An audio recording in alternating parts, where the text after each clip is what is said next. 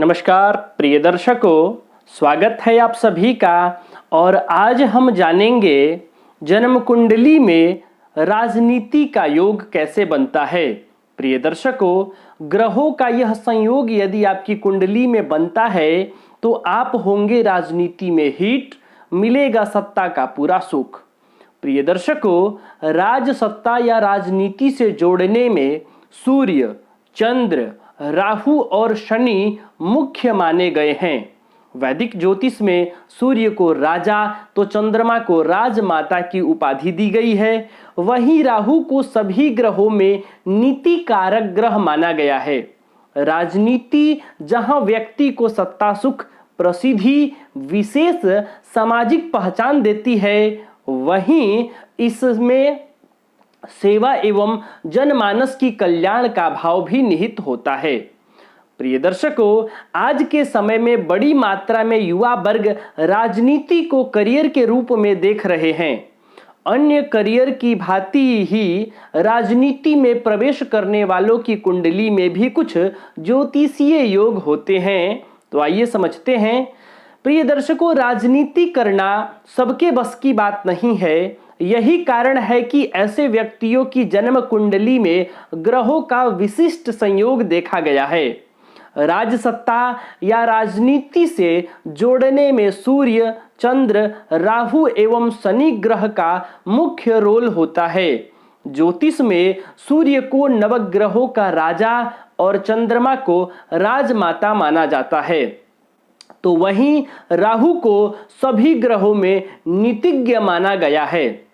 आइए जानते हैं राजनीति और जन्म पत्रिका के भाव। प्रिय दर्शकों, ज्योतिष में जन्म कुंडली के दशम भाव को राजनीति का भाव एवं सत्ता का स्थान माना गया है। जन्म कुंडली का चतुर्थ भाव जनता के बीच जाकर चुनाव लड़ने का भाव है, इसलिए चतुर्थ भाव जनता और चुनाव को दर्शाता है। अब बात करते हैं राजनीति के क्षेत्र में जुड़े हुए ग्रहों के बारे में। तो प्रिय दर्शकों, सबसे पहले राहु को समझते हैं। राहु को राजनीति का ग्रह माना जाता है। राहु कूटनीतिज्ञ होता है और छल कपट भी करवाता है। राहु की महादशा में कई महापुरुषों को राजनीति के उच्च पद प्राप्त करते देखा गया है। सफल राजनेताओं की कुंडली में राहु का संबंध 7वें, 10वें एवं 11वें भाव से देखा गया है। अब आप समझ लीजिए सूर्य ग्रह के बारे में। तो प्रिय दर्शकों, नवग्रहों में सूर्य को राजा माना गया है। सूर्य साम्राज्य, वर्चस्व और तेज को दर्शाता है। यही कारण है कि जन्म कुंडली में सूर्य लग्न में हो, लग्न से संबंध बनाए, चतुर्थ भाव में हो, नवम भाव अथवा दशम भाव में हो, तो जातक को राजनीति में सफलता दिलाने वाला होता है। प्रिय दर्शकों, शनि ग्रह जनता का हितैषी ग्रह होता है। जनता का हितैषी शनि राजनीति का प्रमुख कारक ग्रह माना गया है। शनि यदि केंद्रगत हो अथवा उच्च अवस्था में हो या फिर स्वराशि या मूल त्रिकोण राशि का होकर आपके जन्म कुंडली में बैठा हो, तो राजनीति में व्यक्ति लंबी पारी खेलता है और लंबे समय तक सरकार में रहता है।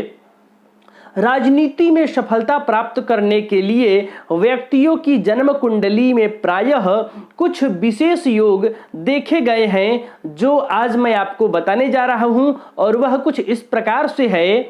पहला, सूर्य एवं राहु का बलि होना। केंद्र अथवा दशम भाव में होना, यानी केंद्र अथवा दशम भाव से सूर्य अथवा राहु का संबंध बनना। दूसरा, चतुर्थेश, नवमेश और दशमेश ग्रह का केंद्र भाव अथवा त्रिकोण भाव में बैठना। तीसरा, दशम भाव में उच्च राशि का ग्रह होना। उच्च का ग्रह होकर दशम भाव में जब बैठता है तो योग बनता है। शनि का दशम भाव में अथवा दशमेश ग्रह से संबंध होना। प्रिय दर्शकों, यदि हम बात करें कि मेष से लेकर मीन पर्यंत 12 लग्नों में कौन सा लग्न राजनीति के लिए सबसे अनुकूल है, तो वह कर्क लग्न है। हालांकि ऐसा नहीं है कि राजनीति में केवल कर्क लग्न वाले ही जाएंगे, लेकिन ये अवश्य है कि कर्क लग्न वालों को राजनीति में ज्यादा सफलता प्राप्त होते देखा गया है। लेकिन जन्म कुंडली में यदि ग्रह स्थितियां राजनीति के अनुकूल बन रही हैं, जो योग ज्योतिष में बताए गए हैं वो योग यदि आपके जन्म कुंडली में घटित हो रहे हैं तो आप भी राजनीति में सफलता प्राप्त कर सकते हैं। तो आप भी अपनी जन्म कुंडली का अध्ययन कीजिए और देखिए कि राजनीति का योग बन रहा है कि नहीं। तब तक के लिए हमें अनुमति दीजिए। नमस्कार।